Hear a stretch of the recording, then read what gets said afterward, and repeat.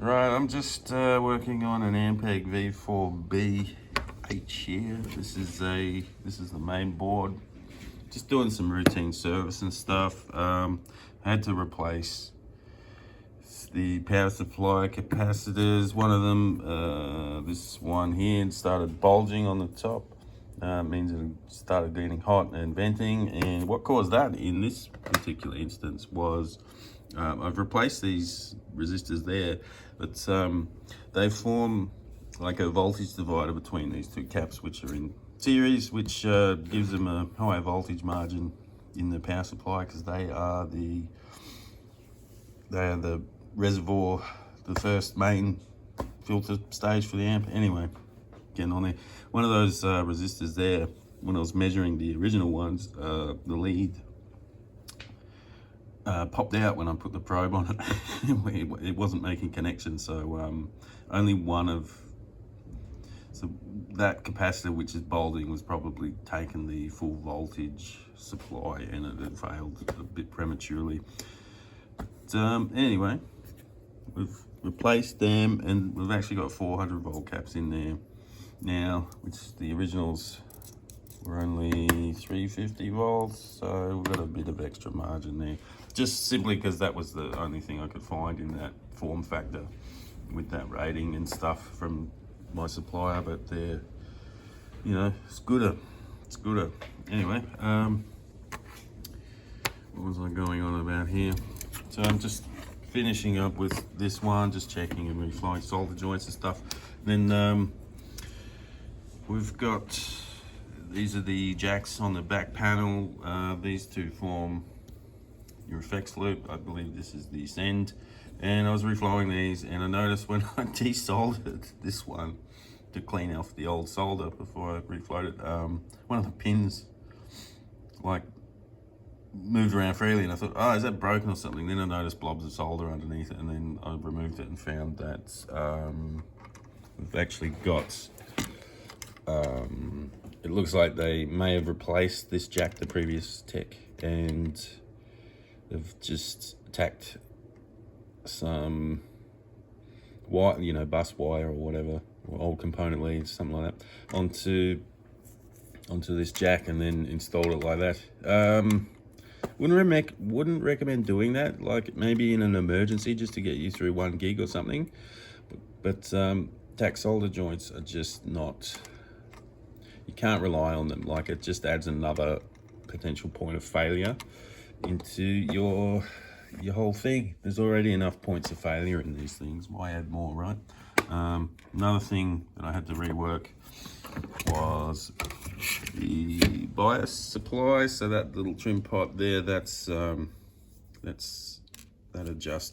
helps adjust your bias voltage, the negative voltage. It's, you know, it's a critical part of the amp, and that little resistor there that I've replaced replaces these that I've removed, which are also tack soldered in, so they obviously didn't get enough negative voltage, and they've increased the stock value by 10k by clipping one lead and then raising it and tacking in another part. So it was tack soldered on both ends.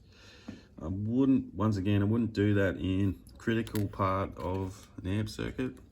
Maybe if you're at an absolute emergency and you knew you were actually going to be able to come back and do it properly at a later stage. But anyway, I could just rant and be like, oh, fucking shit. But I don't know the circumstances of why that was done. Like I said, it could have been an emergency fix. They could have been lazy, didn't care. They might not have known any better. Who knows? But we just see this sort of stuff like pretty much every day. If there's been something that's been worked on before, there's always these sort of cheap bodgy repairs happening. I don't know. I could whinge about it all day, but it'll never change. You know, I get a good feeling of satisfaction after rectifying it and it's been right. But I also feel bad because the clients have to pay for these repairs twice or more. Anyway, so look, I generally keep there's many different variants of these in stock as I can. I'd recommend doing the same. You know, $100 could probably get you enough different types of jacks to cover pretty much everything that's going to come in. So yeah, that's just my thoughts. I'm pretty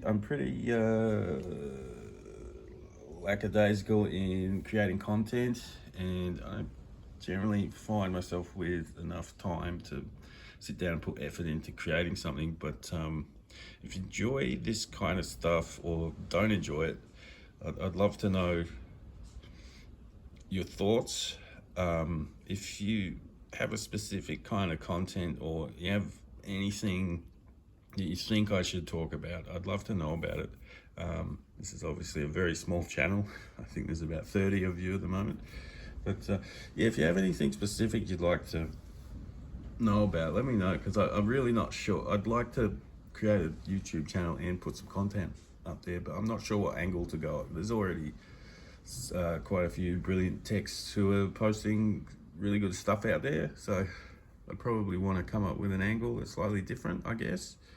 So my thoughts are maybe getting into the philosophy of stuff, or there's plenty of tech tips and stuff out there from good techs.